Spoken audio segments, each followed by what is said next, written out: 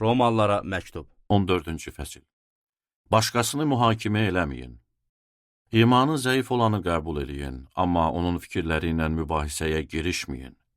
Biri inanır ki, hər şeyi yeyə bilər, amma imanı zəif olan yalnız tərəvəz yeyir.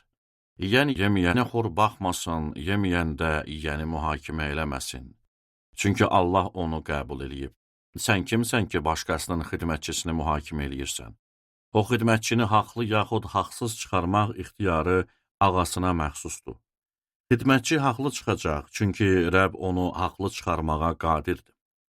Kimsə bir günü o biri gündən üstün sayır, başqası isə hər günü eyni sayır. Qoy hər kəs öz fikrinə əmin olsun. Bir günü fərqləndirən adam onu Rəbb üçün fərqləndirir. Yeyən Rəbb üçün yeyir, çünki Allaha şükür eləyir. Yeməyən də Rəbb üçün yemir və Allaha şükür eləyir. Çünki bizim heç birimiz özümüz üçün yaşamırıq və özümüz üçün ölmürük. Yaşayırıqsa Rəbb üçün yaşayırıq, ölürüksə Rəbb üçün ölürük. Buna görə yaşasaq da, ölsək də Rəbbə məxsusuq.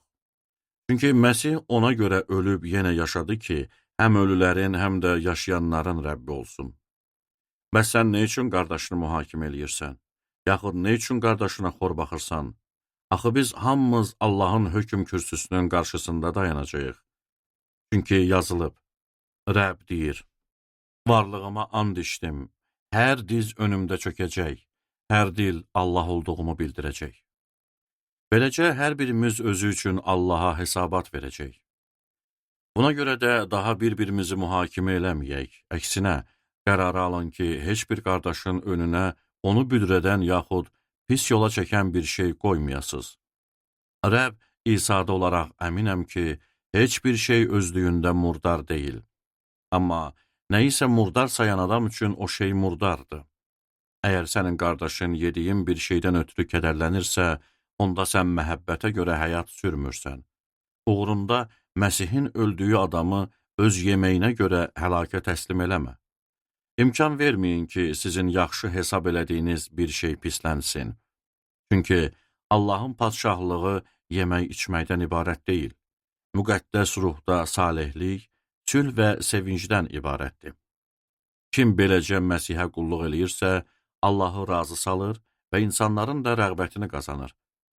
Beləliklə özümüzü sülh gətirən və bir-birimizi inkişaf elətdirən işlərə həsr eləyək. Qidaya görə Allahın işlərini pozma. Hamısı təmizdir. Amma yeməyi ilə başqasının büdrəməsinə səbəb olan adam pislik eləyir. Ət yeməyərək, şərab içməyərək, qardaşının büdrəməsinə səbəb olmayansa, yaxşılıq eləyir. Bu məsələlərdə etiqadını Allahın önündə, öz ürəyində saxla. Seçdiyi bir işdə özünü mühakimə eləməyən adam nə bəxtiyardır. Amma bir yeməyə şübhə eləyən adam o yeməyi yiyirsə, məhkum olur. Çünki gördüyü iş imana əsaslanmır və imana əsaslanmayan hər şey günahdır.